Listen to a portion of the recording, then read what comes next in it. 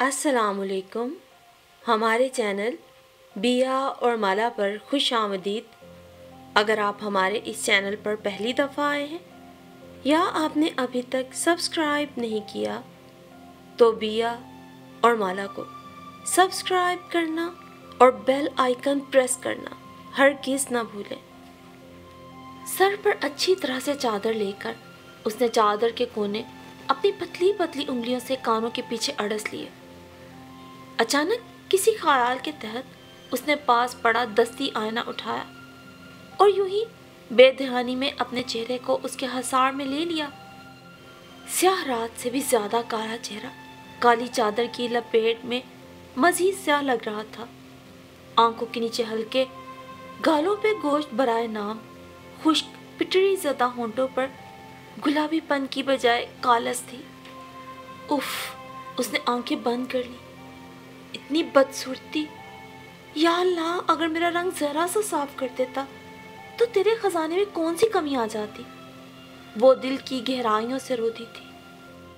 मुझे कुछ ना देता, सिर्फ एक हुस्न की दौलत दे देता। तरसे दिल की ख्वाहिश ने अंगड़ाई सी ली। छीमिए छीमिए, माँ की आवाज आई तो उसने जल्दी से चादर के पल्लू से आंसू पोंछे। अरे छीमो, कम से कम चादर कभी तो धो लिया कर। हर वक्त मैली चादर में लिपटी फिरती है। कैसी बू आ रही है इसमें से। सुल्ताना बीबी की नखुवत भरी आवाज उसके तसव्वुर में गूंजी। उसने बेबसी से चादर को देखा, हाथ में पकड़ा आईना बेदिली से वापस रख दिया और तेजी से माँ की तरफ चल दी, क्योंकि अगर जरा देर करती तो फिटकार पड़ती। तामचीनी की रंग उखड़ी प्याली में काली चाय भी उसकी मुंतजिर थी, जिसमें दूध भराए नाम था। हर चीज काली। शायद मेरे साह नसीबों ने सब चीजों को काला कर दिया है। उसने दुखे दिल से सोचा और चाय के घूंट भरने लगी। देरी हो रही है, देरी जल्दी कर, बेगम साहब नाराज होवेगी। उसकी माँ नजीरा ने उसे घुरका। वो जवाबन कुछ न बोली कि दिल बहुत उदास हो रहा था। वरना कोई और दिन होता तो वो चटक जाती और फौरन कहती, मुझसे ना हो ये काम दाम। बर्तन मांज मांज कर मेरे बाजू दुख रहे हैं, सारे हाथ खराब हो गए। तब वो बिगड़ के कहती, अरे मनूस, हाथों की पड़ी है, पेट की नहीं पड़ी। काम नहीं करेगी तो खाएगी क्या। मुझे खा जा कमबख्त, तू भी न कमी पड़ जा जैसे तेरा आवारा बाप पड़ा है। मैं हूं ना हट्टी कट्टी, सबको खिलाने के लिए। ना मुराद ना हो तो नजीरा भी शुरू हो जाती और वो कान दबा के चुपचाप काम पे चल देती। लेकिन आज ऐसा कुछ नहीं हुआ था। आज वो इतने दिनों के बाद जा रही थी। उसे ये भी अंदाजा नहीं था कि उसके मालिक उसे काम पे रखेंगे भी कि निकाल देंगे। मालिक को तो काम चाहिए, मुलाजिम जिए या मरे, ये उसका दर्द सर भी नहीं है। उस पर तो नसीब की मार ही पड़ी थी। जो बहन भाइयों में वो सबसे पहले इस दुनिया में आए और उसके बाद के बाद तीसरे 4 भाई थे, जिन्हें उसकी माँ नजीरा ने करीब के सरकारी स्कूल में डाल दिया था। छीमो के नसीब में तो तालीम भी नहीं थी।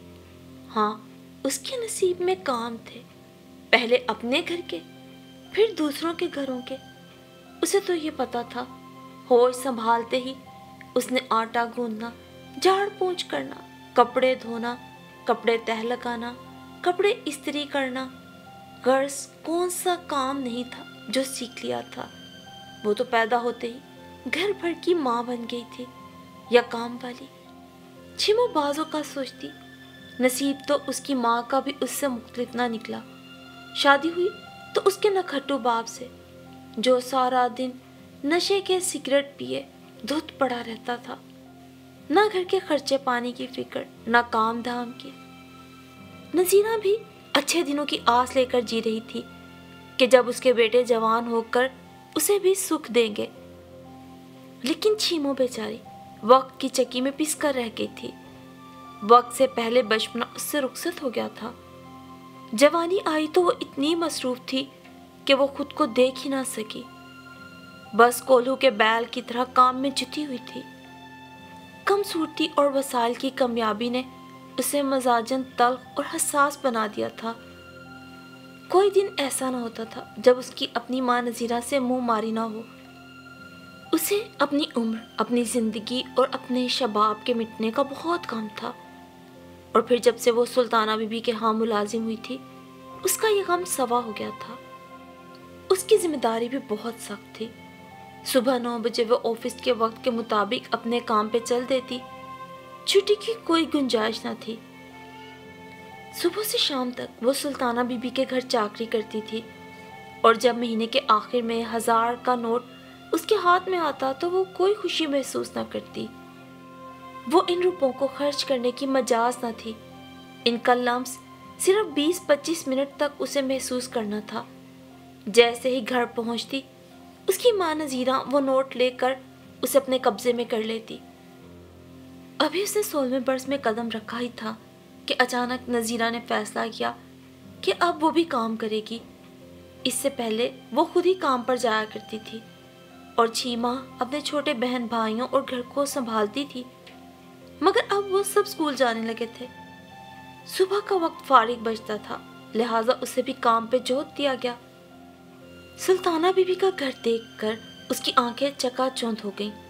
اتنا جدید اور بڑا بنگلہ اس نے پہلی بار اندر سے دیکھا تھا۔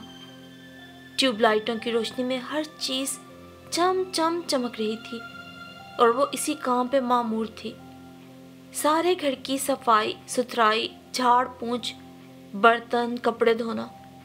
شروع میں تو وہ بڑی خوش ہوئی، اپنے غربت کدے سے نجات ملی، گو عارضی سہی، مگر کچھ دیر گھر سے باہر گزار کر وہ اچھا محسوس کر رہی تھی۔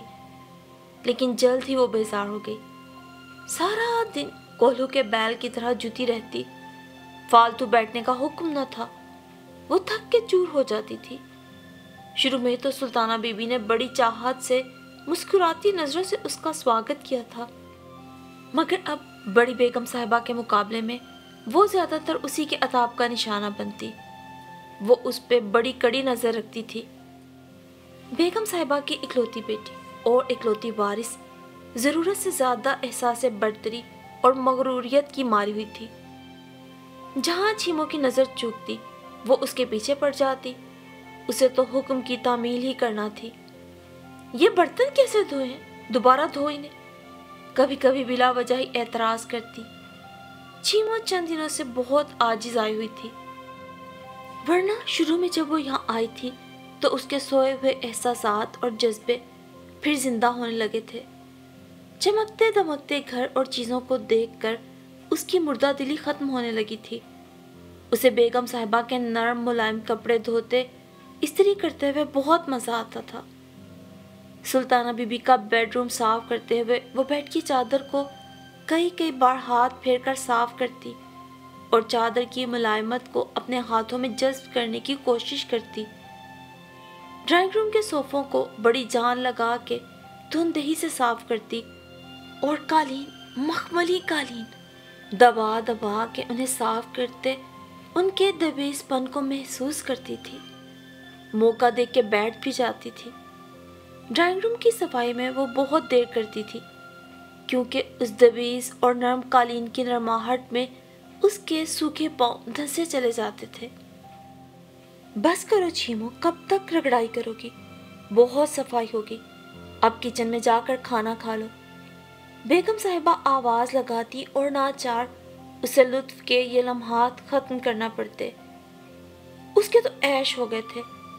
یہاں پر سلطانہ بی بی کے چند نامنظور جوڑے اسے مل چکے تھے، کیونکہ اس گھر میں آنے کے بعد اس کے لیے سب سے پہلا حکم یہی تھا کہ صفائی چاہیے، کام میں بھی اور اس کی ذات میں بھی۔ خود تمہیں بھی صاف ستھرا رہنا ہوگا، سلطانہ بی بی نے نخوت سے ناک سکیڑ کے کہا تھا۔ اس کی نوازش سے چھیمو اچھے کپڑوں میں ملبوس ہو گئی تھی۔ نئے قیمتی کپڑوں نے اس کے اندر نئی امنگیں بیدار کی اور زندگی میں پہلی بار اس نے آئینہ دیکھا۔ آئینہ دیکھ کر خود کو سوچنا اور کھوجنا شروع کر دیا۔ یہاں اسے مایوسی ہوئی۔ جس طرح آئینہ پرانا، بدوضع اور کناروں سے ٹوٹا ہوا تھا، اسی طرح اس کا شباب بھی بہت دھندلا، مٹیالہ، مدکوک اور بدصورت تھا۔ غربت، کم خوراکی نے اسے کملا دیا تھا۔ برداشت سے بڑھ کر سختیوں نے اس کے چہرے پہ سختی پیدا کر دی تھی۔ موسم کی ہر سختی، شدید گرمیوں کی کڑی دھوپ اور برستی بارشوں کی بے سرو سامانی، سبھی کچھ تو اس کے چہرے پہ رقم تھا، ماں سوا ایک شباب کے۔ لیکن اس کی امید ختم نہ ہوئی۔ اس نے اپنے روکھے بے جان بالوں کو تیل ڈال کر جاندار بنایا، کس کس کے چٹیاں باندھی، رگڑ رگڑ کے منہ دھویا اور اماں سے آنکھ بچا کر سستی سی کریم استعمال کی، مگر اس کے چہرے پہ نکھار نہ آیا۔ بے کشش آنکھوں میں کاجل ڈالا تو وہ آئینہ دیکھ کے خود بھی ڈر گئی۔ سیاہ رنگ پر کالی گھور سی آنکھیں عجیب ہی لگ رہی تھیں۔ اس سے تو وہ چھوٹی چھوٹی چمکیلی آنکھیں ہی اچھی تھیں۔ اس نے رگڑ رگڑ کر آنکھوں سے کاجل صاف کر ڈالا۔ اری، یہ چہرے پہ کیا ہوا ہے؟ اور کالک مل لی ہے کیا؟ نذیرہ نے اس کی کارروائیوں سے بے خبر اسے ٹوک دیا۔ وہ بیٹھی اور بھی چور سی ہو گئی۔ کہیں اگر نذیرہ کو بھنک بھی پڑ جاتی تو اس کے لتے لے لیتی، مگر بچت ہو گئی اور اس نے خاموشی سے کاجل کی ڈبیا کو کوڑے میں ڈال دیا۔ پھر اسے صبر آ گیا تھا کہ وہ اچھی نہیں لگ سکتی۔ ہاں، کچھ بھی کر لے، کچھ بھی پہن لے، چہرے پہ کچھ بھی مل لے، البتہ سلطانہ بی بی کے دیے ہوئے کپڑوں اور جوتوں کو پہن کر وہ خوش ہو سکتی تھی۔ شروع میں تو اس کا دل یہاں لگ گیا تھا، کیونکہ گھر بے شک بڑا تھا مگر افراد کم تھے، لوگوں کا آنا جانا نہ تھا۔ کبھی کبھار سلطانہ بی بی کی سہیلیاں آ کر خوب ادھم مچاتی، یا بیگم صاحبہ کے ملنے جلنے والے آتے تھے، اور صاحب تو شام کو ہی آتے تھے، مگر پھر بھی احتیاط کے تقاضے کے طور پر وہ اپنی بڑی سی چادر میں لپٹی رہتی تھی۔ اس کی ماں نے نوکری پر بھیجتے وقت اسے یہی تنبیہ کی تھی کہ دیکھ، چادر کا دھیان تو خود رکھنا، چادر مت اتارنا ورنہ کھو جائے گی۔ کہنے کو نذیرہ جاہل تھی، مگر بات بڑی پتے کی۔ چھیمو سمجھی یا نہ سمجھی، مگر بات کو گرہ میں باندھ لیا۔ وہ چادر کو اپنے گرد بڑی مہارت سے لپیٹ کر رکھتی تھی، خواہ کتنی ہی گرمی ہو، اس کی چادر نہ سرکتی تھی۔ ویسے بھی آج کل گھر میں مہمان آ جا رہے تھے۔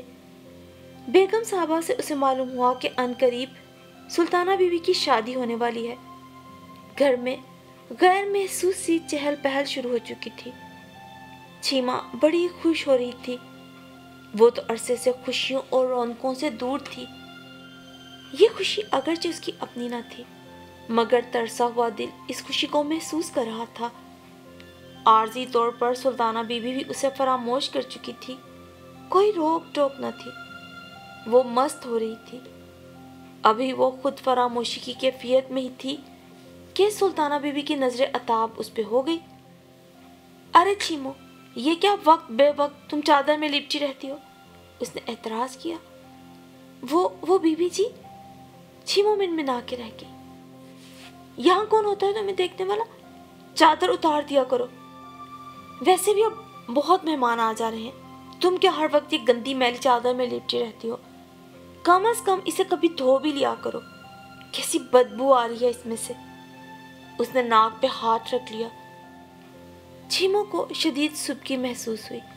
اب یہ نیا اعتراض اسے بڑا عجیب لگا۔ اس کا دل ایک دم اچاٹ ہو گیا۔ سلطانہ بی بی اسے سخت بری محسوس ہوئی، اور وہ اسے یہ بھی نہیں کہہ سکتی تھی، بی بی جی آپ اپنے پاس سے کوئی پرانی اترن کی چادر دے دیں، کیونکہ وہ تو پردہ ہی نہیں کرتی تھی۔ اس کے شولڈر کٹ بال شانوں پہ لہراتے رہتے تھے، چست کپڑوں میں سراپا اور بھی نمایاں ہو جاتا تھا۔ خوبصورتی چہرے سے جسم تک جھلکتی تھی۔ کیوٹکس لگے ناخن اسے بہت متاثر کرتے تھے۔ غیر محسوس طور پر اسے دیکھ دیکھ کے وہ خود احساس کمتری کا شکار ہو رہی تھی۔ اس شام وہ عجیب سے احساسات لے کے گھر لوٹی۔ رات دیر تک اپنا اور سلطانہ بی بی کا تجزیہ کیا اور ہر لحاظ سے اسے خود سے برتر پایا، علم میں بھی، عقل میں بھی، دولت میں بھی اور حسن میں بھی۔ پھر وہ اس نتیجے پہ پہنچی کہ اس کے پاس تو کچھ بھی نہیں ہے، نہ دولت، نہ حسن، نہ عقل اور نہ علم، اس لیے وہ کمتر ہے۔ اور کمتری کے شدید احساس کے ساتھ اس نے رات گئے تک آنسو بہائے اور پھر یوں ہی روتے روتے سو گئی۔ صبح جب نذیرہ اسے اٹھانے آئی تو تھک سے رہ گئی۔ وہ بری طرح بخار میں جھلس رہی تھی۔ ناتوانی کے باعث اس سے آنکھیں بھی نہیں کھل رہی تھیں۔ کام پر جانے کا تو سوال ہی نہ تھا۔ نذیرہ اسے ڈاکٹر کے ہاں لے گئی اور سلطانہ بی بی کے ہاں سے بھی چھٹی کا کہلوا دیا، لیکن چھیمو صحیح ہونے کے موڈ میں نہ تھی۔ اس کے احساسات اور امنگیں جو ذرا سی جاگی تھیں، اس رات اس نے انہیں تھپک تھپک کے سلایا تھا، اب ان احساسات پہ برف جم گئی تھی۔ اس کے سارے جسم میں برف اتری ہوئی تھی، جس کی ٹھنڈک سے اس کا بدن جل رہا تھا۔ نقاہت اور کمزوری کے باعث وہ ہفتہ بھر اس بیماری میں جکڑی رہی۔ نذیرہ اس فکر میں تھی کہ وہ جلدی سے صحیح ہو تو کام پہ جائے۔ ارے اتنے دن ہو گئے، کہیں کام نہ چھوٹ جائے، اس کے سر پہ یہی فکر سوار تھی۔ لیکن چھیمو اب وہاں کام پہ نہ جانا چاہتی تھی۔ جب تندرست ہوئی تو نذیرہ کے زور دینے پر جانے کے لیے تیار ہو گئی۔ اتنے دنوں کے بعد کام پہ جاتے ہوئے بھی وہ مسلسل سلطانہ بی بی کی متوقع ڈانٹ کے بارے میں ہی سوچ رہی تھی۔ پھر اس کی سوچوں کا سلسلہ سلطانہ بی بی کے گیٹ کے پاس آ کر رکا۔ اسے حیرت ہوئی، گیٹ پہ چوکیدار موجود نہ تھا اور گیٹ بھی کھلا ہوا تھا۔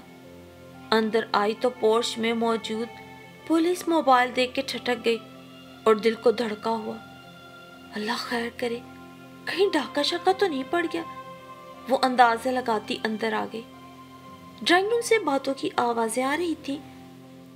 وہ سست اور جھجکتے قدموں کے ساتھ ادھر ہی چل دی، کیونکہ امید یہی تھی کہ چھٹیاں کرنے پر ابھی اچھی خاصی تواضع ہوگی اور نذیرہ کی ہدایت کے مطابق وہ سب کچھ سر جھکا کے سن لینے کے لیے تیار تھی۔ لیکن اندر کا ماحول ہی دوسرا تھا۔ ایک لیڈی انسپیکٹر صوفے پہ بیٹھی تھی، بیگم صاحبہ بھی وہیں موجود تھی۔ ایک طرف دو پولیس کے آدمی ایک لڑکے کو پکڑے کھڑے تھے، جبکہ ایک lady inspector Sultana Bibi کے پاس مستعد کھڑی تھی۔ اسے حیرت کا شدید جھٹکا لگا تھا، کیونکہ اس وقت سلطانہ بی بی بڑی سی چادر میں لپٹی روتی بسورتی صورت لیے بیٹھی تھی۔ اندر کا منظر دیکھ کے وہ گھبرا گئی اور وہیں رک گئی۔ اس اثناء میں بڑی بیگم صاحبہ نے اسے دیکھ لیا اور اشارے سے پاس بلا لیا۔ وہ دبے پاؤں سانس روکے وہیں ان کے قریب زمین پہ بیٹھ گئی۔ کافی دیر وہاں بیٹھنے پہ معلوم ہوا کہ سلطانہ بی بی کے پیچھے آج چند اوباش لڑکے لگ گئے تھے اور وہ اس وقت گاڑی اکیلے ہی ڈرائیو کر رہی تھی۔ اگرچہ اس نے موبائل پر پولیس کی مدد مانگ لی تھی، مگر اتنی دیر میں بھی لڑکوں نے اسے بہت خوفزدہ اور ہراساں کیا تھا، چاروں طرف سے اسے گھیر لیا تھا، اور تو اور کھڑکی کے پاس آ کے شیشے بھی توڑنے کی کوشش کر رہے تھے۔ سلطانہ بی بی گاڑی کے اندر ہی چیختی چلاتی رہی تھی، مدد کے لیے پکارتی رہی تھی، مگر ارد گرد کوئی اور مدد کے لیے تھا نہیں۔ اتنی دیر میں انہوں نے سلطانہ بی بی کو خوب خوف زدہ کر دیا تھا۔ انہوں نے شیشے کے پار سے ہی سلطانہ بی بی کو غلط اشارے کیے تھے اور اسے اس قدر ہراساں کر دیا تھا کہ وہ ابھی تک اپنے حواس میں واپس نہیں آ پائی تھی۔ لیکن پولیس کے پہنچتے ہی سب اوباش اپنی اپنی موٹر سائیکلوں پہ بھاگ لیے، صرف ان کا ایک ساتھی پولیس کے ہتھے چڑھ گیا۔ چھیمو نے باغور سلطانہ بی بی کو دیکھا۔ ان کی اجلی رنگت پر اس وقت تک بھی خوف و ہراس تھا۔ بڑے گلے والی چست قمیص کہیں پس منظر میں تھی اور اس وقت اس کا وجود چادر میں لپٹا ہوا تھا۔ چھیمو نے لاشعوری طور پر اپنی کالی چادر کو اپنے گرد اور کس لیا۔ سلطانہ بی بی، میری چادر میلی نہیں ہے، میری چادر میں میری محنت، ایمانداری اور پسینے کی بو ہے۔ یہ چادر میری عزت اور میری سلامتی کی محافظ ہے۔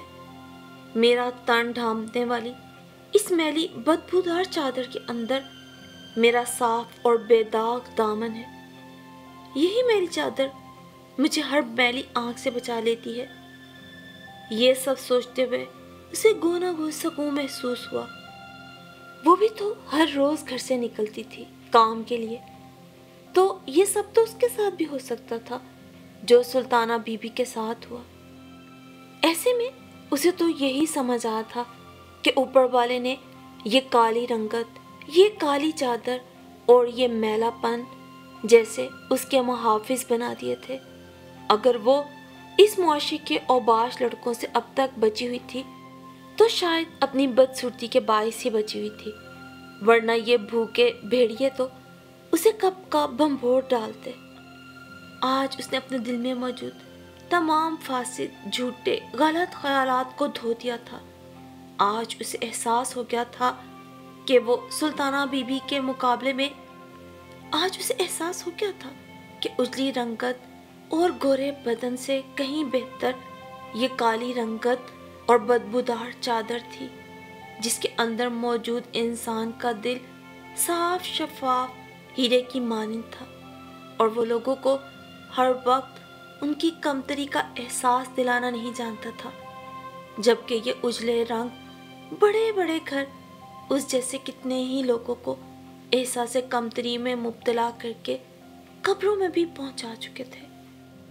आज के बाद छीमों को जीना था तो दुनिया की आंखों में आंखें डाल के पूरे एतमाद के साथ, क्योंकि आज उसे यकीन हो गया था कि कोई काला हो या गोरा, ये तो ज़ाहिरी आंख का धोखा है। बात तो अंदर की है, बात तो मन की है। अगर किसी का मन ही मैला है तो बाहर से खा कितना ही उजला क्यों ना हो, वो बस एक धोखा ही है। और ये तो छीमू को यकीन हो गया था कि भले वो बाहर से काली है लेकिन मन की उजली है, क्योंकि घर से रिस्क हलाल कमाने के लिए निकलने वाली छीमों को जितना कमाने का जनून था उससे कई हिस्से ज़्यादा अपनी इज्जत की हिफाजत का एहसास, और बेशक हया ही औरत का बेहतरीन ज़ेवर है।